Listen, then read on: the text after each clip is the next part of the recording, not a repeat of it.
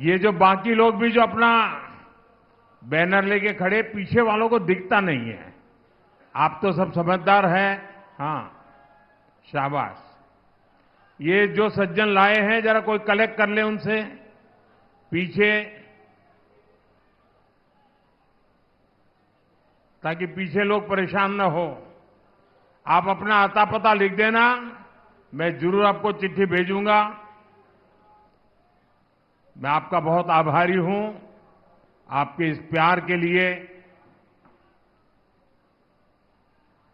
साथियों, मैं पिछले कुछ दिनों से महाराष्ट्र के अलग अलग इलाकों में गया हूं और मैं विश्वास से कह सकता हूं कि ऐसा भरपूर जन समर्थन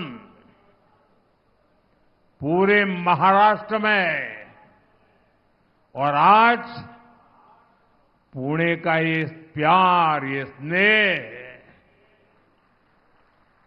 और मुझे यहां आने में देर हुई, इसलिए नहीं कि मैं देर से आया था, पर पूरे रास्ते भर इतनी तादाद में लोग खड़े थे कि उनको नमस्ते करते करते आने में भी मैं शायद फिर भी उन सबको न्याय नहीं कर पाया। लेकिन जो पूरे रास्ते भर मैंने उमंग और उत्साह देखा, नौजवानों का समर्थन देखा, साथियों, ये बता रहा है महाराष्ट्र में फिर एक बार महायुति सरकार, महाराष्ट्र में फिर एक बार, महाराष्ट्र में फिर एक बार। साथियों, पुणे और बीजेपी का रिश्ता विचार, संस्कार और आस्था का रिश्ता है। पुणे ने हमेशा बीजेपी के विचार और विजन का भरपूर समर्थन किया है। मैं इस विश्वास के लिए पुणे की जनता का हृदय से आभारी हूं। मैं आपको ये भरोसा दिलाने आया हूं, महायुति की नई सरकार पुणे और महाराष्ट्र के विकास के लिए और तेजी से काम करेगी। आने वाले 5 वर्ष पुणे के विकास की नई उड़ान के वर्ष होंगे। साथियों, पुणे के लोगों को सशक्त बनाने के लिए इन्वेस्टमेंट, इंफ्रास्ट्रक्चर और इंडस्ट्री, तीनों की जरूरत है। हमने इसके हर पहलू पर काम किया है। पिछले 10 वर्षों में विदेशी निवेश में, फॉरेन डायरेक्ट इन्वेस्टमेंट में रिकॉर्ड बढ़ोतरी हुई है और पिछले 2.5 वर्षों में जो भी कंपनी निवेश के लिए भारत आ रही है, उसकी पसंद की लिस्ट में हमारा महाराष्ट्र सबसे ऊपर है। पुणे और इस क्षेत्र को इस निवेश का एक बहुत बड़ा हिस्सा मिल रहा है। ये निवेश जब हमारे इलेक्ट्रॉनिक्स और आईटी क्षेत्रों में आया तो यहां कंपनियों की संख्या बढ़ी। यहां मौजूदा कंपनियों का विस्तार भी हुआ। ये निवेश जब स्टार्टअप में हुआ तो पुणे के उद्यमशील युवाओं को इससे लाभ हुआ। युवाओं के लिए भी रोजगार के अनगिनत अवसर पैदा हुए। पुणे का ऑटोमोबाइल उद्योग तो पूरे देश में हमेशा से ही धाक जमाता रहा है। यहां हो रहे निवेश ने इस सेक्टर के लिए भी संभावनाओं के नए द्वार खोले हैं। साथियों, पुणे की कनेक्टिविटी को लेकर भी महायुति की सरकार बहुत गंभीरता से काम कर रही है। आपकी आकांक्षाएं मेरे लिए आपका आदेश है। आपके सपने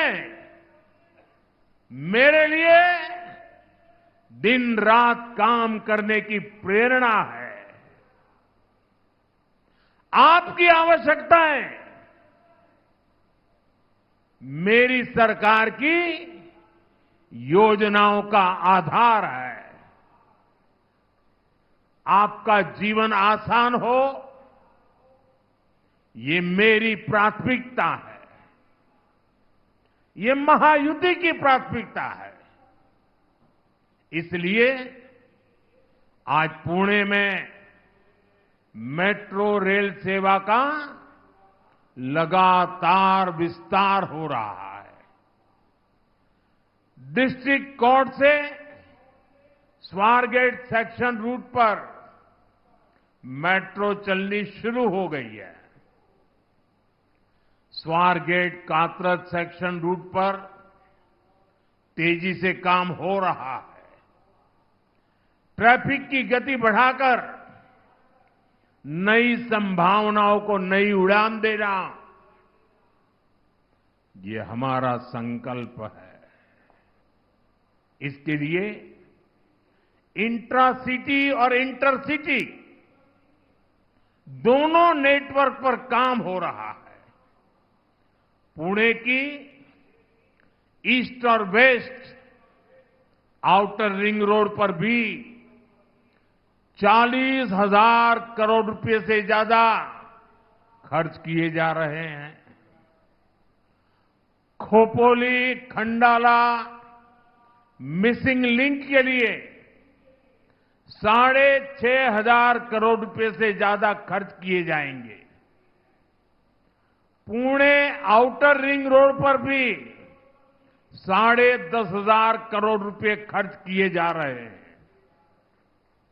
हम पुणे को 21वीं सदी के वेल कनेक्टेड सिटी बनाने की ओर आगे बढ़ रहे हैं।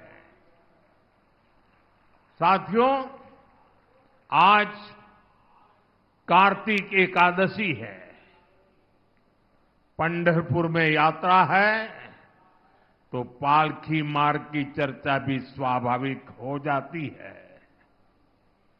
जगतगुरु तुकाराम महाराज पालकी मार्ग और संत ज्ञानेश्वर महाराज पालकी मार्ग, इसका काम तेजी से आगे बढ़ रहा है। इन मार्गों को तैयार करने में 11,000 करोड़ रुपए खर्च किए जा रहे हैं। आमच्या वारकऱ्यासाठी ही आमची समर्पित सेवा है।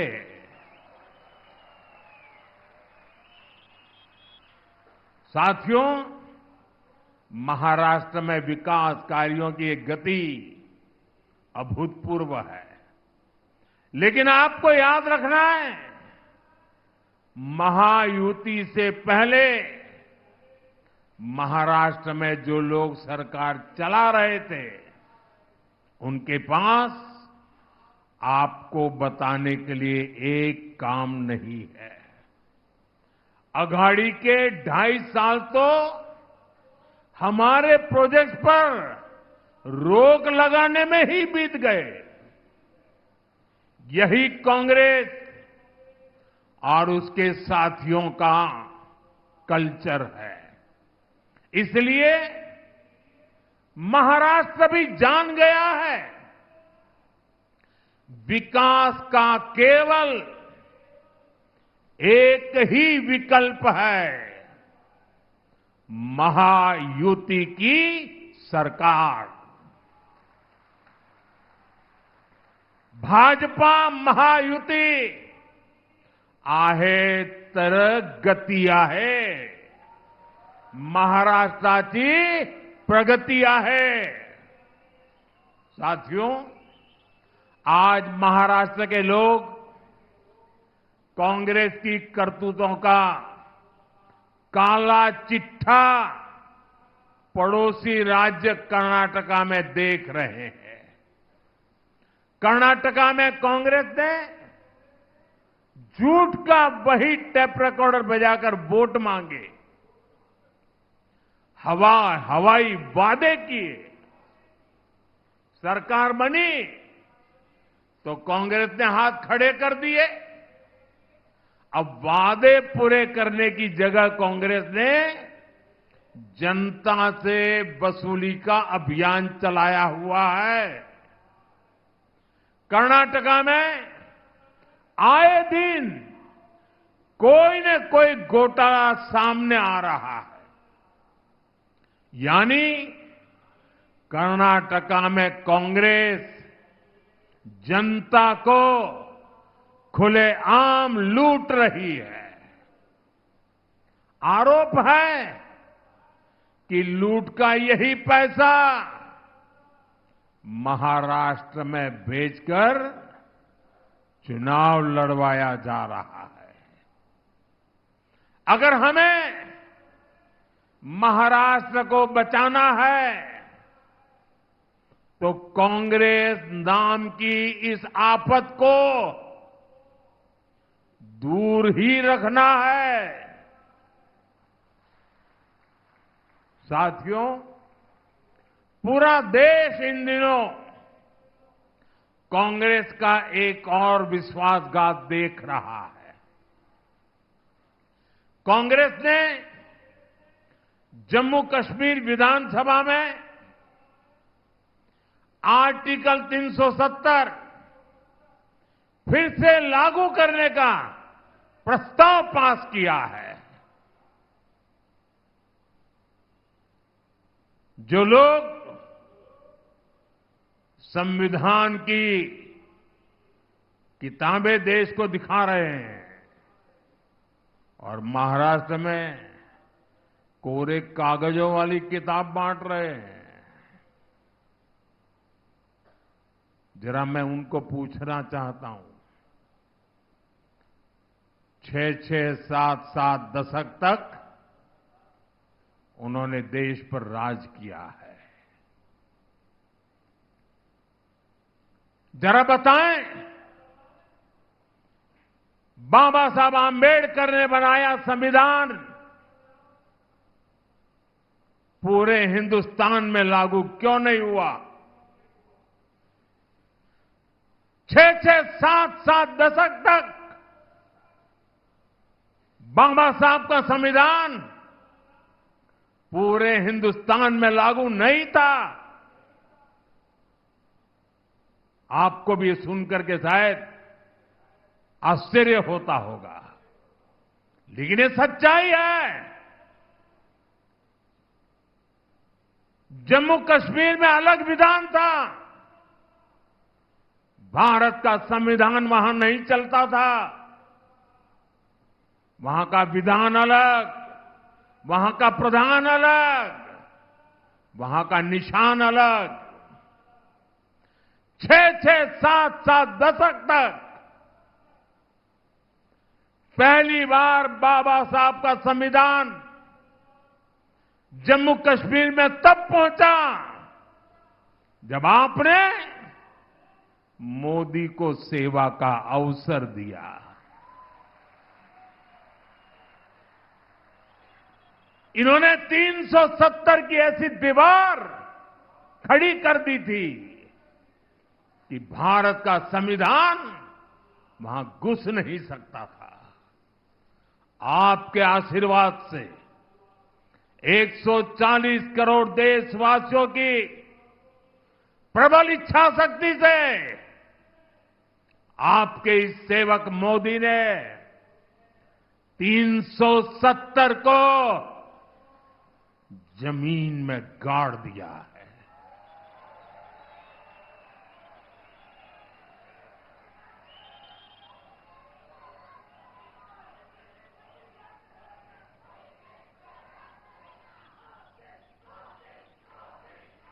$370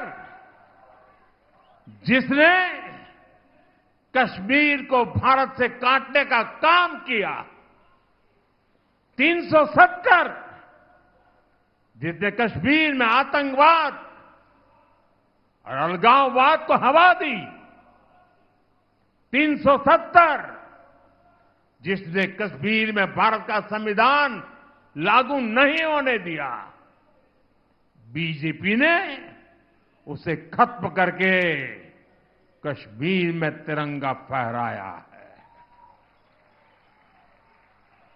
हमने कश्मीर में शांति बहाल की, अलगाववादियों के मंसूबों को नाकाम किया।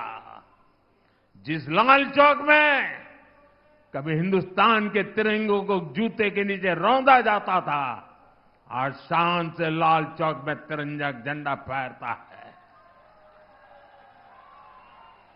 इस बार दिवाली में लोगों ने देखा है कश्मीर के लाल चौक में दिए जगमगा रहे थे, हजारों दिए जगमगा रहे थे और लोग बड़ी शान से दीपावली का त्योहार मना रहे थे। लेकिन कांग्रेस और उसके सभी चट्टे बट्टे साथी फिर से जम्मू कश्मीर में 370 लागू करने के लिए विधानसभा में प्रस्ताव पास कर रही है। मैं पुणे के मेरे देशभक्त भाई बहन, मैं आपसे पूछता हूं और मैं आशा करता हूं कि आप पूरी ताकत से जवाब देंगे। कश्मीर में फिर से 370 लागू करना, ये किसकी मांग है? किसकी मांग है? ये किसकी बात है? साथियों, पिछले 70 साल से ये भाषा सिर्फ और सिर्फ पाकिस्तान बोलता रहा है और आज जो भाषा पाकिस्तान बोलता था वो भाषा कांग्रेस बोल रही है, उसके चट्टे बट्टे बोल रहे हैं। साथियों, शाम का समय है, पुणे की नगरी है। देशवासियों को 370 का हमारा जो निर्णय है, जिसको उलटने का कांग्रेस खेल खेल रही है, उनको दिया दिखाना जरूरी है। आप अपना मोबाइल फोन निकालिए और अपने मोबाइल फोन से फ्लैश लाइट चलाइए, जरा मंच वाले भी जलाएं। देख लें देश के लोग, ये 370 हटाने का समर्थन है। देश अब कश्मीर को दूर रखने के लिए तैयार नहीं है।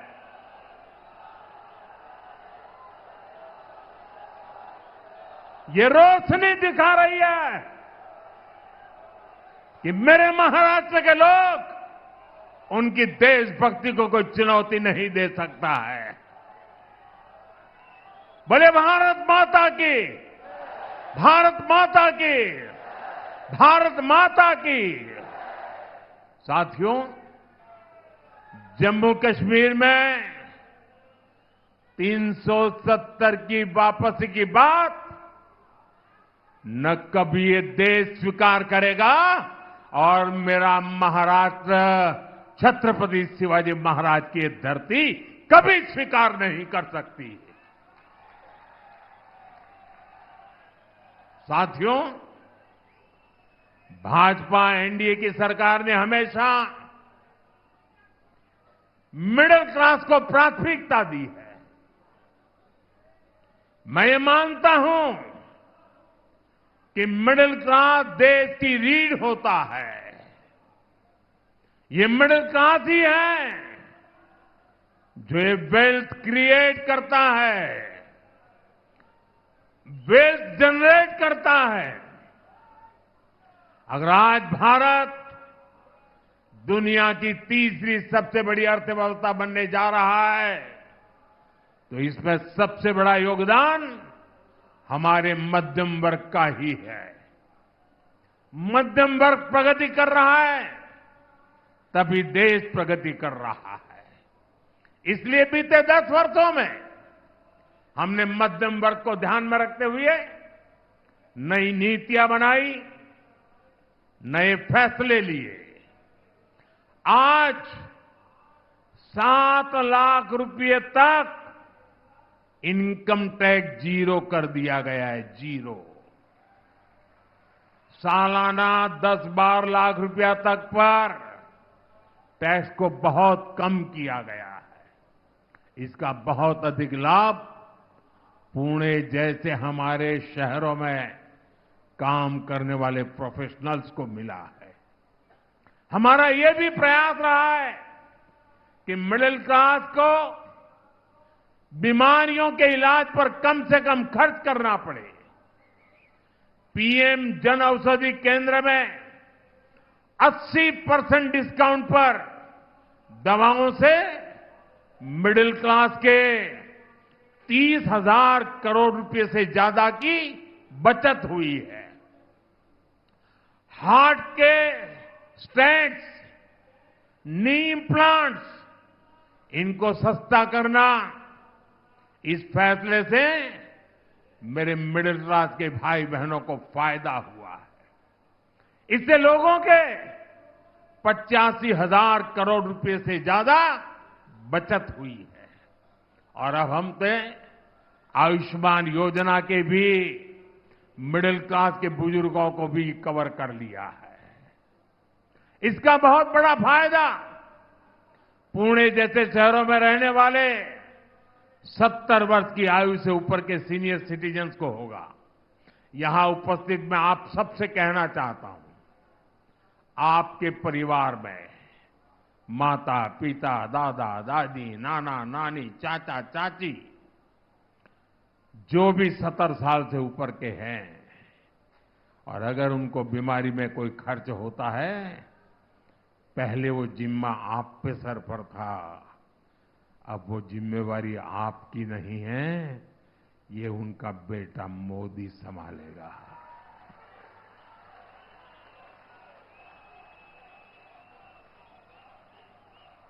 आयुष्मान वय वंदना कार्ड से अब उन्हें 5 लाख रुपए तक का मुफ्त इलाज मिलेगा। लोकसभा चुनाव के दौरान मैंने एक गारंटी आपको दी थी और अब मोदी ने अपनी गारंटी पूरी करके दिखाई है। साथियों, हमारी सरकार गरीबों को तो पक्के घर बनाकर दे रही है, मिडिल क्लास के घरों के लिए भी सब्सिडी दे रही है। हमने रेरा जैसा कानून बनाकर मिडिल क्लास के सपनों के घरों को सुरक्षित किया है। साथियों, मिडिल क्लास का एक प्रमुख खर्च बच्चों की एजुकेशन पर होता है। हाल में ही हमने पीएम विद्यालक्ष्मी योजना शुरू की है।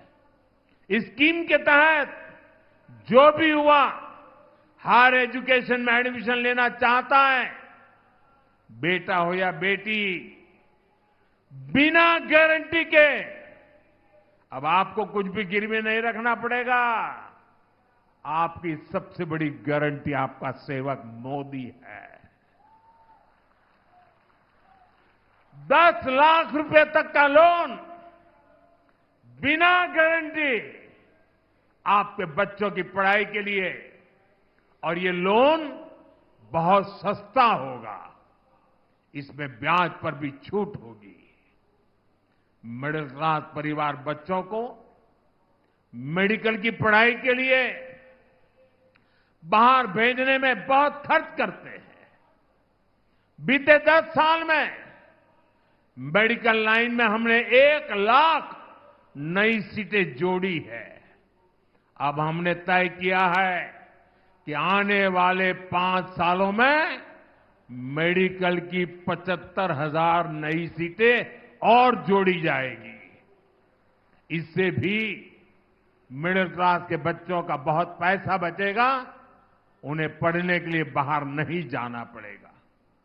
साथियों, पुणे, ये मेरा पुणे तो स्टार्टअप का हब है। हाल में हमने स्टार्टअप को बढ़ावा देने के लिए बहुत सारे कदम उठाए। हमने स्पेस स्टार्टअप के लिए 1,000 करोड़ रुपए का स्पेशल फंड बनाने का निर्णय लिया है। जो युवा साथी रिसर्च में जाना चाहते हैं, उनके लिए भी एक बहुत बड़ा रिसर्च फंड हमने बनाया है। नौजवानों को नौकरियां मिले, इसके लिए हमने विशेष पीएम पैकेज घोषित किया है। इसके तहत बड़ी बड़ी कंपनियों में इंटर्नशिप की योजना शुरू भी हो चुकी है। कंपनियों में पहली जॉब पर प्रोत्साहन देने का काम भी हमारी सरकार कर रही है। साथियों, पुणे महाराष्ट्र की सांस्कृतिक राजधानी है। महायुति की सरकार ने महाराष्ट्र की संस्कृति के संरक्षण और प्रसार के लिए कई महत्वपूर्ण कदम उठाए हैं। महाराष्ट्र के लोग दशकों से मराठी को अभिजात भाषा का दर्जा देने की मांग कर रहे थे, और मैं मानता हूं, अगर पूरे हिंदुस्तान में मराठी भाषा के अभिजात दर्जे से पुणे को जितनी खुशी हुई होगी ना, शायद किसी और को नहीं हुई होगी। कांग्रेस की सरकारों ने, अघाड़ी के नेताओं ने हमेशा इसकी अनदेखी की। हमारी सरकार ने मराठी को अभिजात भाषा का दर्जा देकर अपना दायित्व निभाया है। हम महाराष्ट्र की विरासत को संरक्षित करने के लिए लगातार काम कर रहे हैं। जहां क्रांति ज्योति सावित्रीबाई फुले ने लड़कियों के लिए पहला स्कूल खोला था, वहां सावित्रीबाई फुले स्मारक बनाया जा रहा है। तुलापुर में धर्मवीर छत्रपति संभाजी महाराज समाधि स्थल पर भव्य स्मारक बनाया जा रहा है। श्री संत संताजी जगनाड़े महाराज समाधि स्थल को नए सिरे से विकसित किया जा रहा है। आंबेगांव शिव सृष्टि के काम को भी आगे बढ़ाया जा रहा है। महायुति की सरकार ने आद्य क्रांति गुरु लहूजी वस्ताद साल्वे संग्रहालय बनाने का फैसला भी किया है। साथियों, ये काम बहुत पहले ही होने चाहिए थे, लेकिन विदेशी मानसिकता की गुलाम कांग्रेस ने महाराष्ट्र की संस्कृति से अपनी नफरत के कारण ये काम नहीं होने दिया। साथियों, कांग्रेस और उसके जैसे दलों ने हमेशा महाराष्ट्र का अपमान किया है। ये धरती छत्रपति शिवाजी महाराज की धरती है, लेकिन कांग्रेस और उसके साथी अगर कसीदे पढ़ते हैं तो औरंगजेब की शान के कसीदे पढ़ते हैं। ये लोग वीर सावरकर को गाली देते हैं। बाला साहब ठाकरे जैसे ऐसे महाराष्ट्र के गौरव की सराहना करने में इनके मुंह पर ताला लग जाता है। और मैंने इनको चुनौती दी है। अगाड़ी वाले जरा मेरी चुनौती को स्वीकार करें। उनके युवराज के मुंह से वीर सावरकर की तारीफ में एक भाषण करवा दे जरा।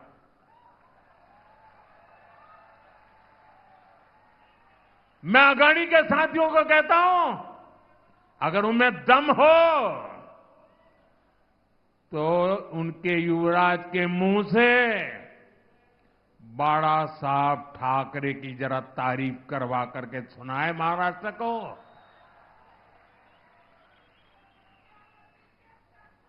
साथियों, कांग्रेस एक ऐसी पार्टी है जिसके पास न नीति है, न नीयत है और नैतिकता का नामो निशान नहीं है। कांग्रेस को केवल और केवल सत्ता चाहिए। सत्ता के लिए कांग्रेस ने देश का विभाजन करवाया। कांग्रेस ने देश को मत, महजब, भाषा और इलाके के आधार पर बांटा। सत्ता के लिए इन्होंने तुष्टीकरण का खतरनाक खेल खेला और अब वही कांग्रेस सत्ता के लिए दलित, पिछड़ा और आदिवासी को तोड़ने और बांटने का खेल खेल रही है।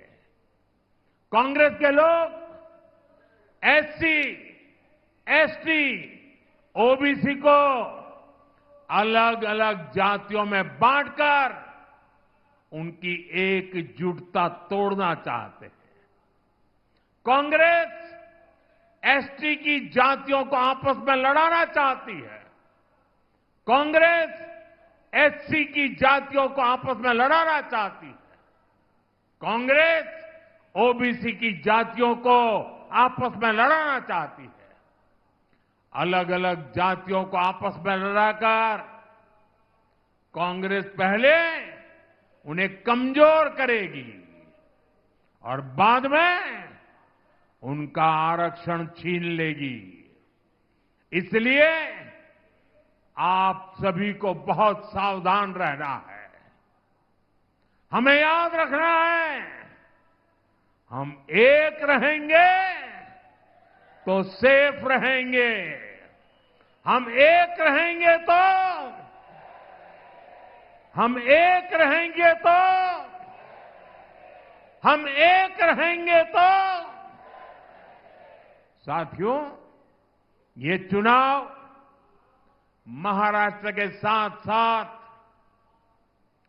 पूरे देश को दिशा देने का चुनाव है।